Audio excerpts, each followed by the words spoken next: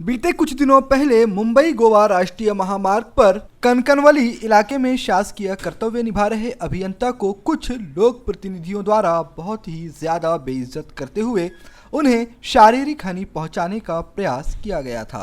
पहली घटना में रत्नागिरी गांव की मुंबई गोवा राष्ट्रीय महामार्ग पर जगबुड़ी नदी के पुल पर राष्ट्रीय महामार्ग के कार्यकारी अभियंता बामने और उप अभियंता गायकवाड़ इन्हें पुल के खंभे से बांधकर शारीरिक हानि पहुंचाने के गैर कानूनी कार्य वहां के कुछ लोक प्रतिनिधियों द्वारा किए गए।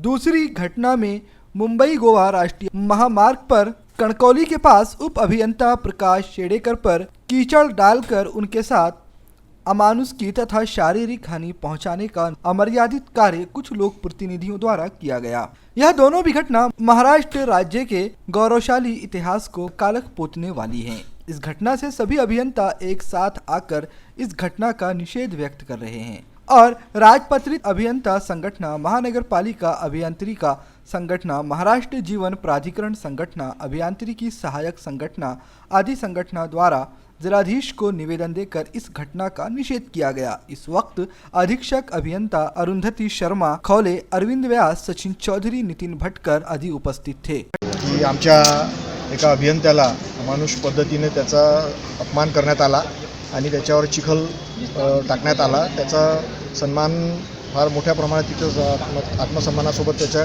खेळ केला गेला।